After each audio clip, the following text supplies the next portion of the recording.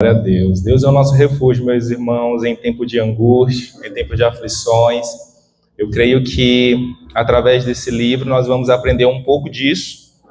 Não que numa totalidade, mas eu acredito que todo o tempo que a gente está aqui, a gente está entendendo, a gente está compreendendo que, de fato, é isso. Que Deus, ele é nosso refúgio em tempo de angústia, em tempo de aflição, em tempo de momentos difíceis que a gente tem vivido durante esse tempo. Mas o Senhor, ele sempre vai ser o nosso refúgio, ele sempre vai dar um escape para todos nós, ainda que a gente pense que não tem uma saída, mas tem uma saída, e sempre Deus, ele vai te dar uma saída.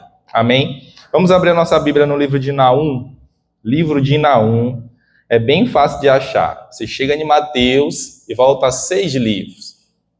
Quem joga aí um negocinho, né? Como é o nome daquele joguinho lá, Erics? Vai tigrinho, rapaz. É Ludo, né? Ludo, né? É só voltar às casas. Chega em Mateus, lá no Novo Testamento, e aí volta a 6 casas.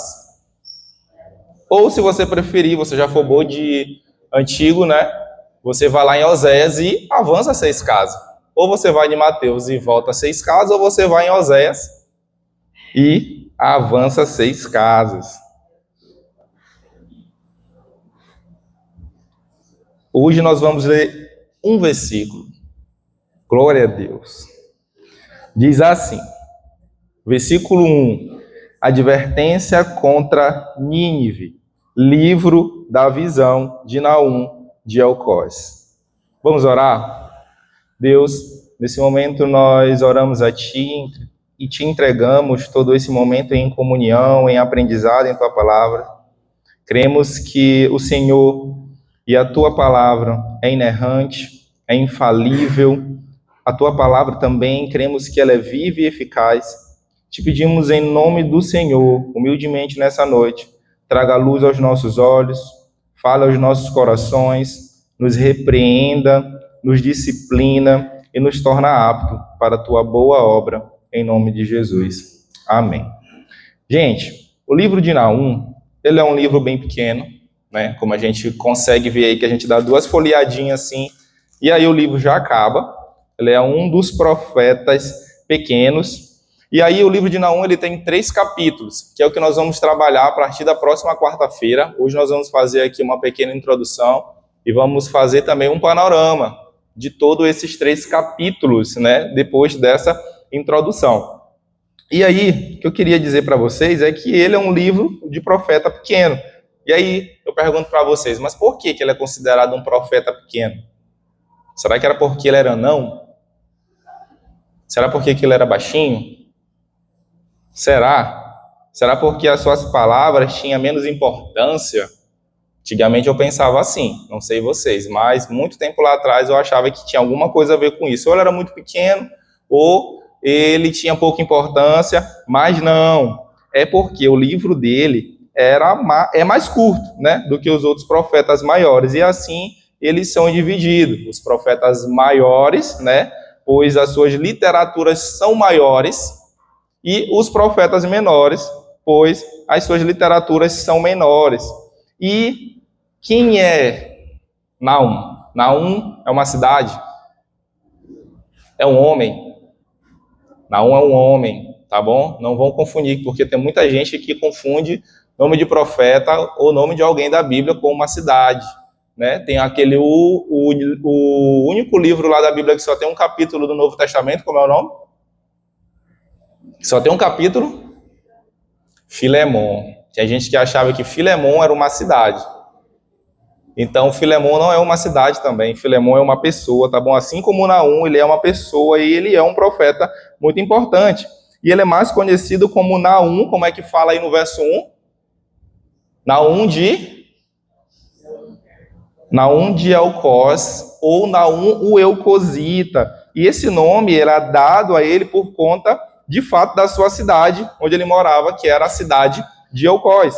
E o livro de Naum, ele é um livro profético, porque ele contém uma mensagem de julgamento divino contra a Assíria, que era uma potência naquele tempo, e especialmente contra Nínive, que era a capital da Assíria naquele tempo.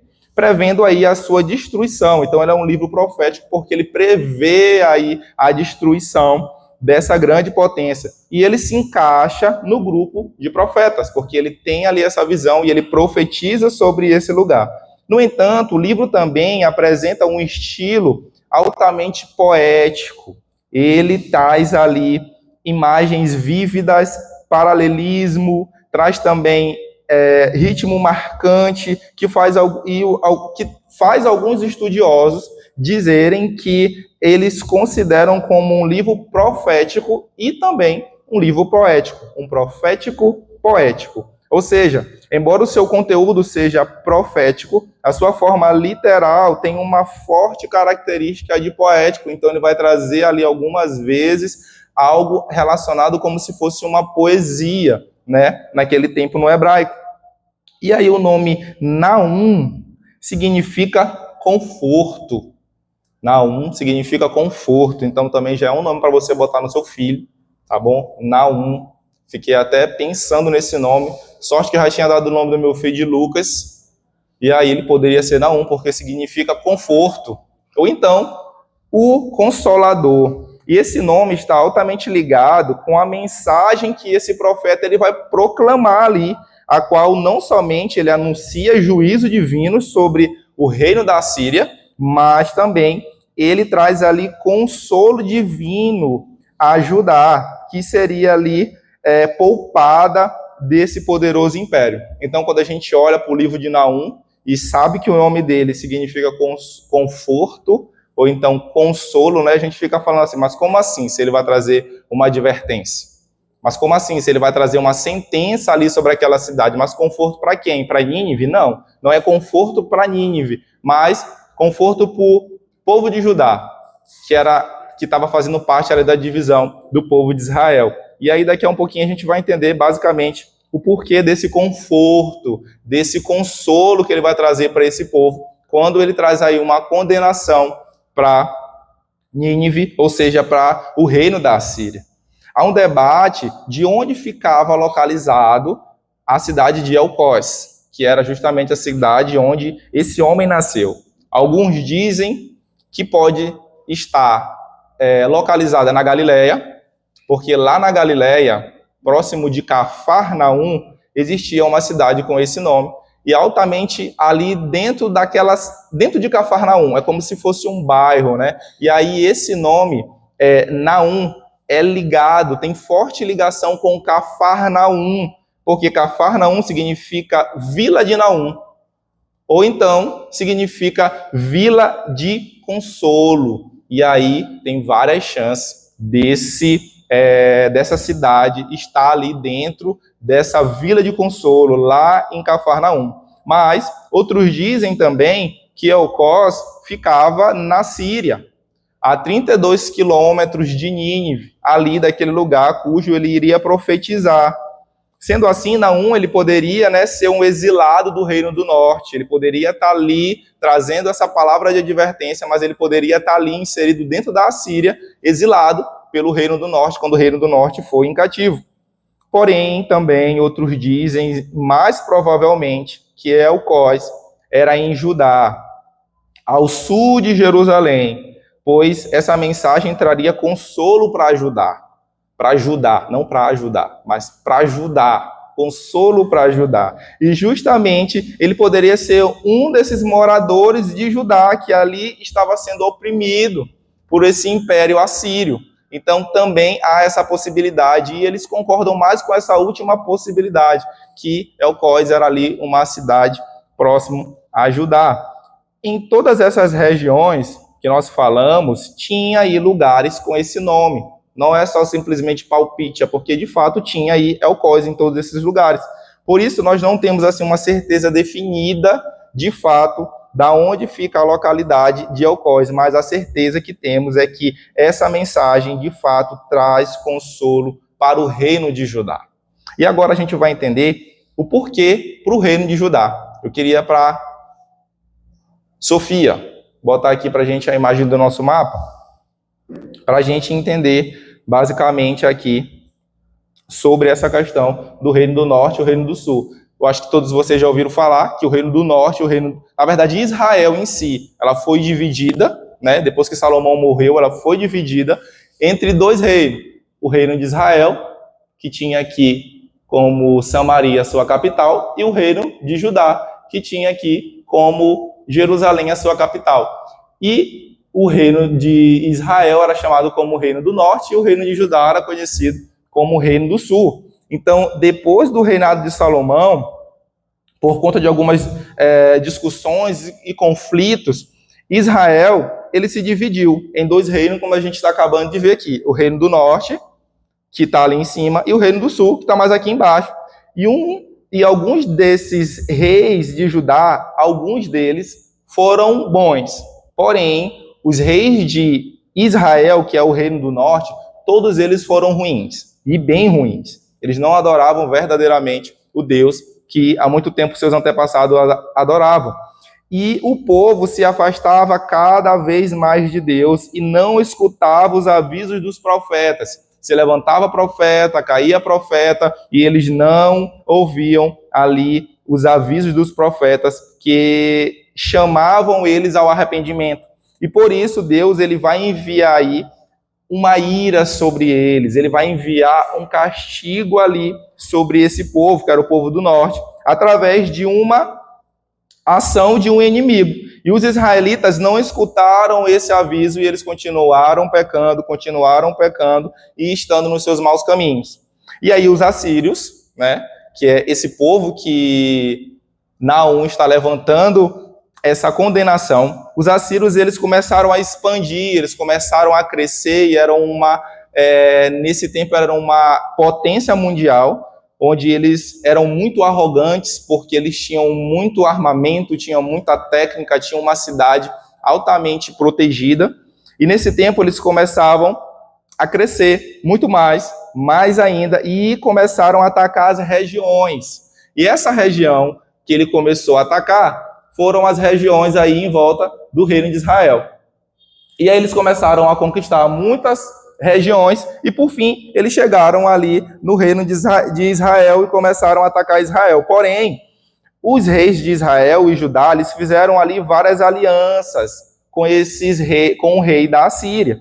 E essas alianças eram para manter ali a sua independência, era para eles ficarem ali lhe pagando tributos, eles ficavam ali jurando fidelidade. Então, como eles eram uma potência, eles chegavam até esses povos e eles lançavam para ele propostas para que eles vivessem bem, porém eles pagassem tributos e jurassem fidelidade. E aquele que se rebelasse contra eles, eles passavam por cima, tomavam o lugar e eles espalhavam o povo dentro das suas terras. Eles nunca deixavam eles lá só em um cantinho, só em um lugar. Eles espalhavam eles justamente para ele perder ali a preciosidade da sua cultura. Se adorava a Deus, ele ia ficar misturado com outras pessoas que adoravam outro Deus e ali altamente a sua cultura ia começar a se desfazer. E quando o último rei de Israel, que era chamado rei Oséias, esse rei, ele traiu o rei da Síria, que era chamado de Salmaneser.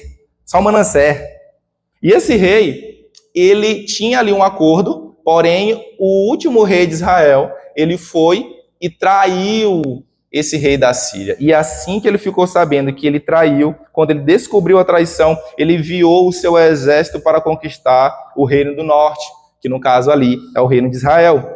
Os israelitas, eles foram derrotados e deportados para outras partes do império, como eu acabei de falar para vocês. Eles eram deportados, eles eram divididos ali, onde acabaram por se misturar com outros povos e aí perdendo a sua identidade. E eles se dissipavam em todo o império assírio. Então um ia para cá, outro ia para lá, se dividia, fora os que morriam. Então, aqueles que eram bons de guerra, aqueles que eram saudáveis, que tinham proveito ali para aquele reino, eles deixavam dentro do reino e dividiam ele. E o rei da Síria repovoou a região de Israel com povos de outra parte do império. E aí, lá em Israel, ele tirou todo mundo que era de lá. E aí, ele começa a repovoar ali o povo de Israel, né, que era o reino do norte, o reino ali de cima, com outras pessoas de outra região, para eles não se misturarem mais novamente e poderem se rebelar ali contra eles. E essas pessoas começaram a se misturar e a misturar crenças, e aí tinha pagão, gente pagã, com quem adorava Deus, com quem adorava outros deuses, e foi a partir dessas pessoas que começaram a se misturar que nasceram aí os samaritanos, que a gente conhece também na Bíblia, já falamos muito sobre eles aqui, principalmente em escola bíblica, que era um grupo que seguia uma religião parecida com o judaísmo, mas com algumas diferenças importantes. Então, ali deu origem ao povo samaritano, justamente nesses conflitos israelitas, quer dizer, israelitas não, conflitos sírios, né, que eles espalhavam ali os povos entre a sua região. E nesse período aqui, Judá estava se mantendo firme. Judá estava ali no seu compromisso que tinha feito com a Síria, porém ela estava ali se mantendo firme, mas não de uma forma digna, mas de uma forma que ela estava ali como um vassalo, como um súdito de um império poderoso, que era ali a Síria. E assim eles viviam oprimidamente, eles viviam ali dentro de uma opressão, porque eles lhe pagavam altos tributos, tudo que eles tinham que pagar tributo em cima daquilo, e sobre a jurisdição deles. Então, tudo que eles tinham que fazer, o que eles iriam fazer, eles tinham que falar ali ou pedir autorização. Então, tudo isso fazia parte dessa aliança onde eles viviam aí oprimidos por conta da Síria. Então, é por isso que Naum traz essa mensagem de consolo.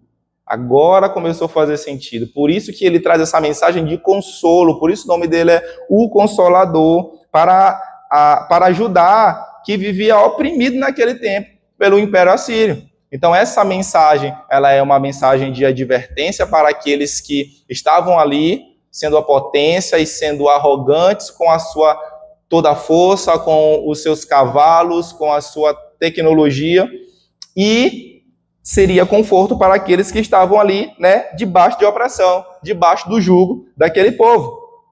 E agora, quando a gente olha para cá para o livro de Naum, Jonas e Naum, eles foram os profetas menores que eles se ocuparam exclusivamente com Nínive.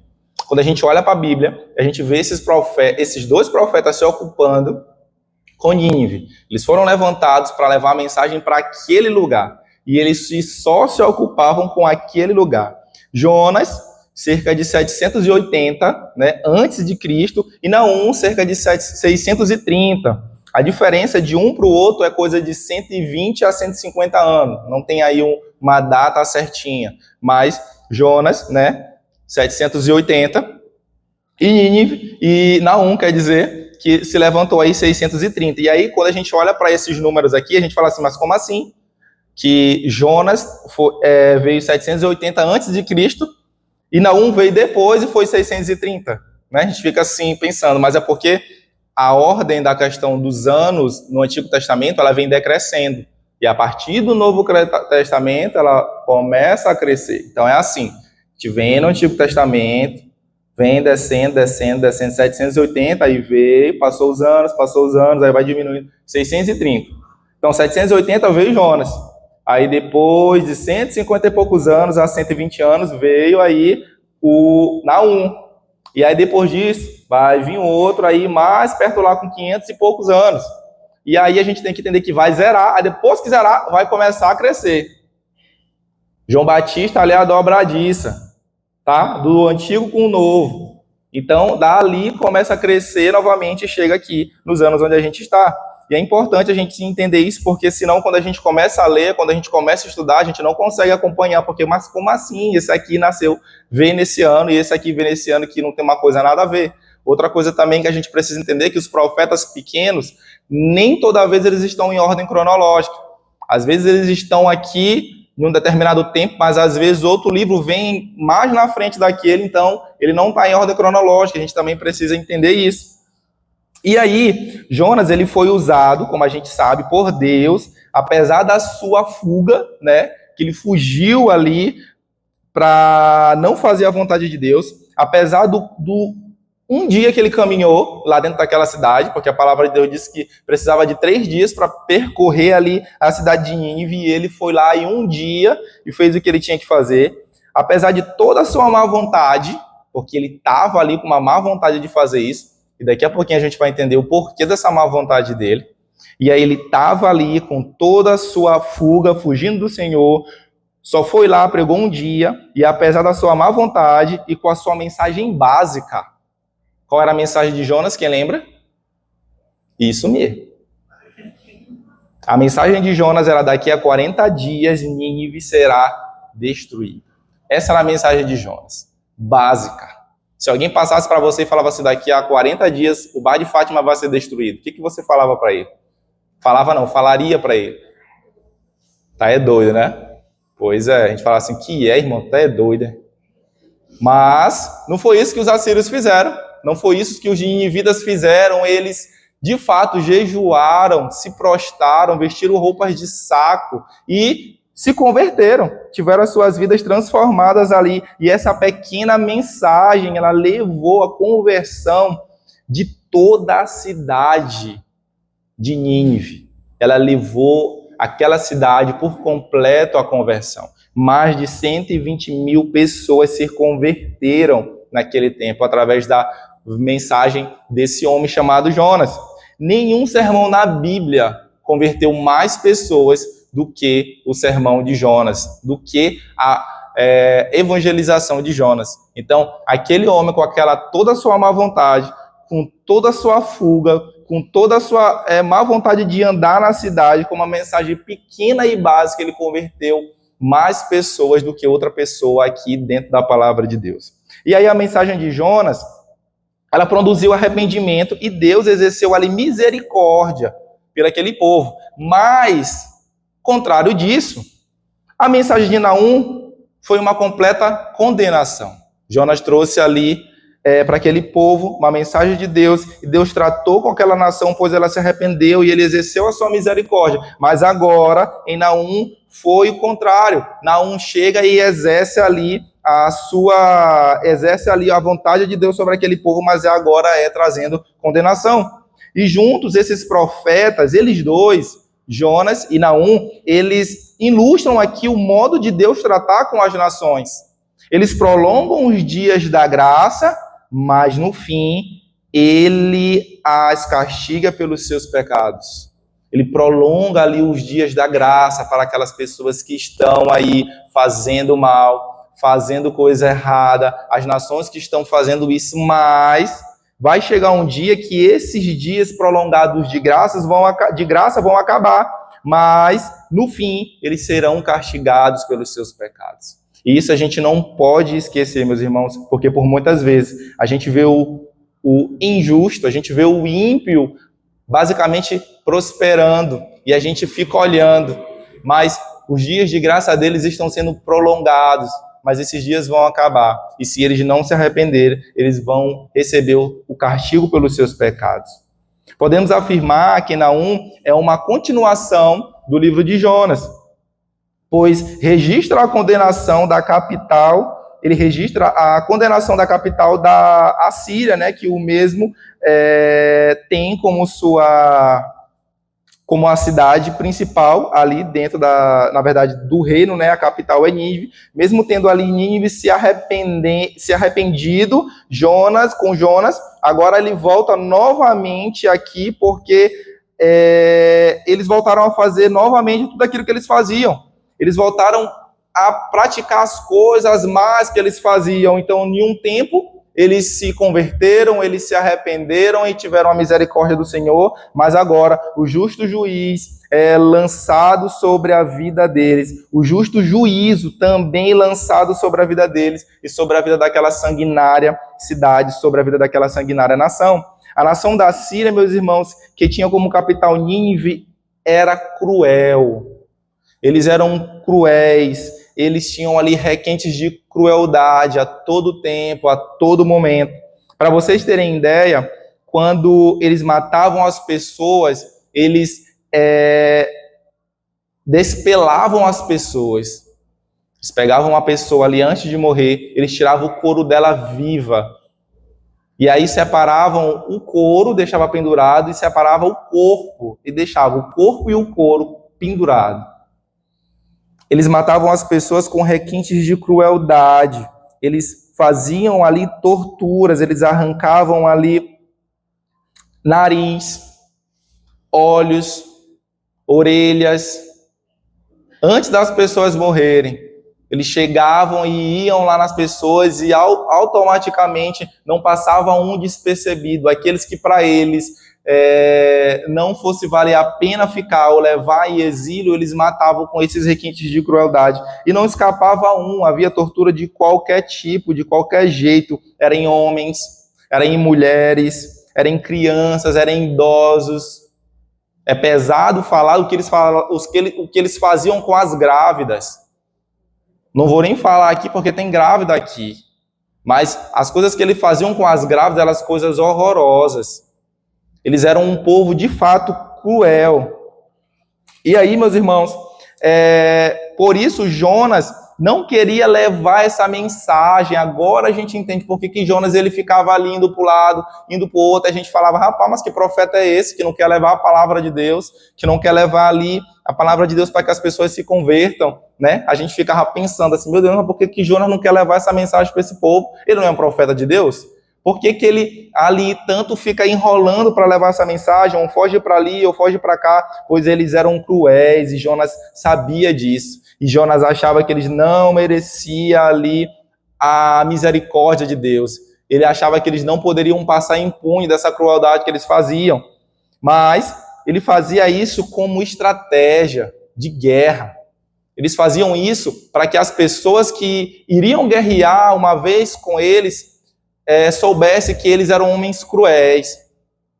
Quando eles iam para uma batalha, que eles olhavam que a batalha ia ser com o povo assírio, eles tremiam na base, porque eles sabiam que se eles fossem pegos, eles iam morrer cruelmente. Eles iriam ser torturados. E por muitas vezes eles cresciam dentro desse império, justamente por isso, porque eles faziam outras pessoas, só de ouvir o seu nome, eles temerem contra essa nação.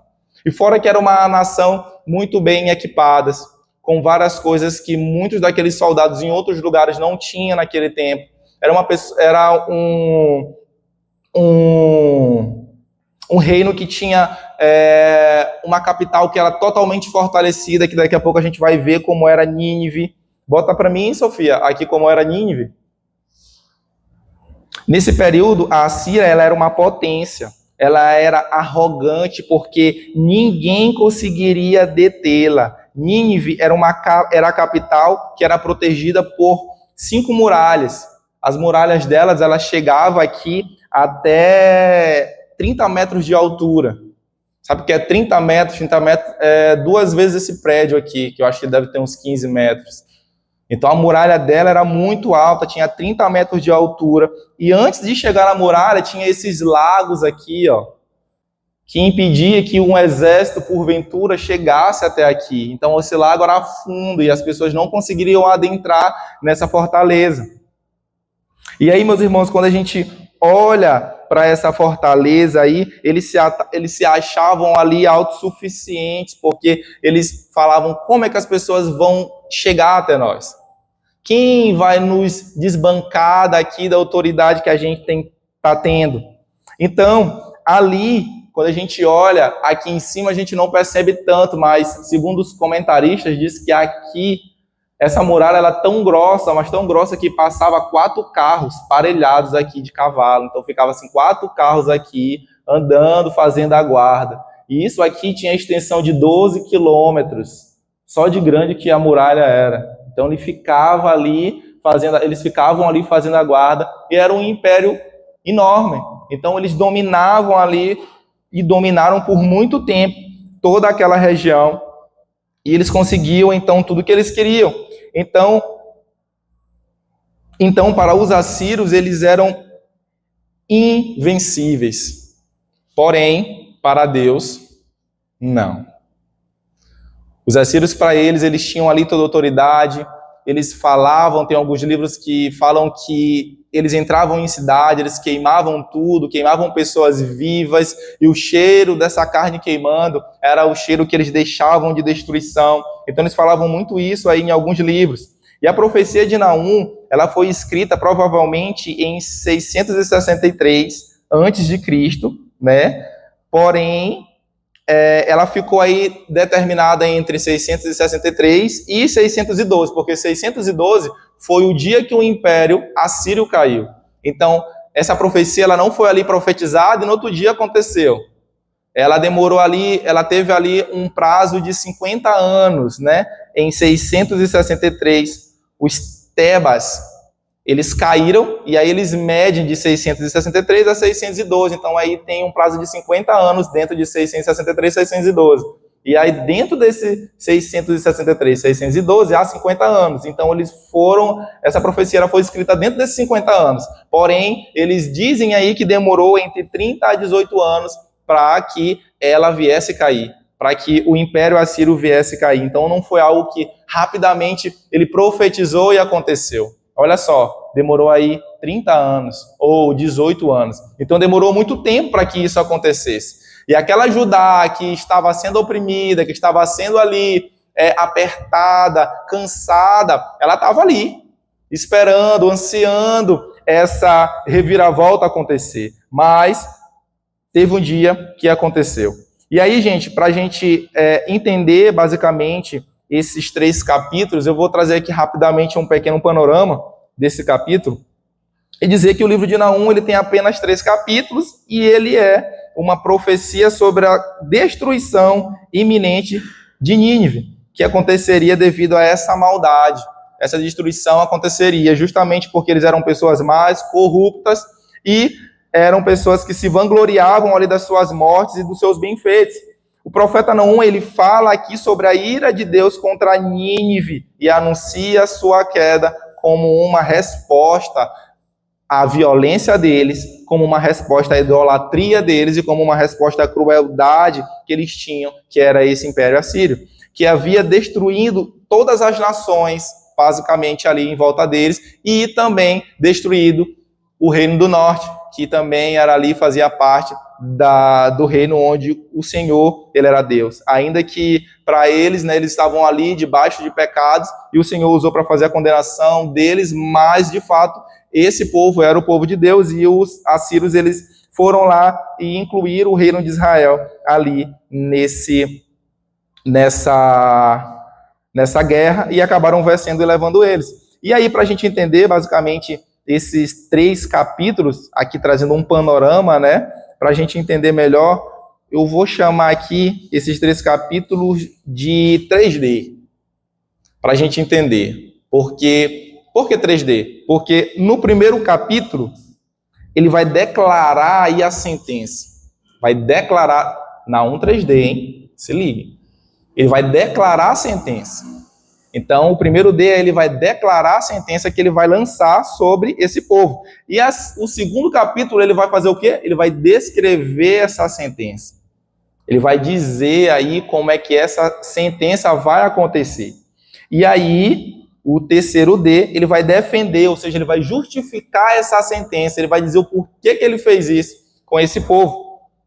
Então, a gente vai aí fazer aí essa recapitulação desses 3 capítulos em 3D, declarar a sentença, descrever a sentença e defender essa sentença, ou seja, justificar ali essa sentença. E no capítulo 1, o livro ele começa com uma visão de vingança divina. Naum ele vai trazer ali uma declaração de Deus como um juiz justo e poderoso que castiga os ímpios e inimigos de Israel. Ele vai aqui começar trazendo uma visão de vingança. E aí depois ele vai declarar como um juiz justo, que quem manda ali não é eles, mas sim o Deus poderoso de Israel. E aí no capítulo 2, ele vai começar a descrever essa invasão, o que vai acontecer com Nínive, simbolizando ali sua destruição iminente. Naum, ele descreve em detalhes a queda da cidade. A destruição de Nínive é relatada de forma viva e com batalhas, sangues, caos. No capítulo 2 a gente vai ver aí essa descrição que o Senhor ele vai descrever aí justamente nessa mensagem de Naum. E no capítulo 3, que é o último capítulo, né, ele tem ali um retrato ainda mais sombrio da cidade de Naum. Deus defende aqui o fim inevitável da devida corrupção. Naum, ele profetiza que Nínive será devastada e que ninguém escapará do seu destino. Aquela cidade que outrora dizia que ela era um grande império, que ela nunca seria vencida e que ela era soberba por conta disso, Naum profetiza que Nínive será devastada e que ninguém escapará desse destino. Ela será devastada. O capítulo conclui com a afirmação de que nenhum império, por maior e poderoso que seja, pode escapar desse juízo de Deus. E, meus irmãos, para finalizar e para concluir com vocês, o livro de Naum, ele transmite uma mensagem central dessa justiça, da justiça inevitável de Deus. Deus exerce a sua justiça inevitável e a gente precisa entender isso, a gente precisa aprender isso através desse livro aqui nas quartas-feiras. Embora as nações possam parecer poderosas, embora as nações possam parecer imunes, a opressão e a maldade sempre serão punidas. Entenda isso, meus irmãos, a opressão e a maldade sempre será punida. Ninguém vai estar a par daquilo que Deus sabe. Tem muitas pessoas por aí, muitos lugares por aí, muitas nações por aí que fazem coisas terríveis, assim como os assírios, mas nada disso será impune aos olhos do Senhor. Nínive, que havia sido um símbolo de opressão e crueldade, não escaparia da punição divina. Além disso, há uma mensagem de esperança para o povo de Judá, que se sentia oprimido, pois Deus traria justiça e libertação para esse povo. Então, o livro de Naum, ele não é só um livro que ele vai trazer condenação para aqueles que precisam de condenação, mas ele vai trazer conforto para aqueles que precisam de conforto. Isso é muito importante a gente entender, porque na nossa vida e ao longo da nossa história, a gente vai ver isso. Deus, ele vai trazer condenação para aqueles que precisam de condenação e vai trazer consolo e conforto para aqueles que precisam disso. Mas também nós aprendemos que enquanto Deus é justo e traz juízo sobre os ímpios, ele é misericordioso para com os que buscam e adoram de verdade. Esse é o nosso anseio e esse precisa ser o nosso dever, ansiar, buscá-lo de verdade. Devemos, portanto, viver com humildade, buscando a justiça de Deus e confiando na sua soberania.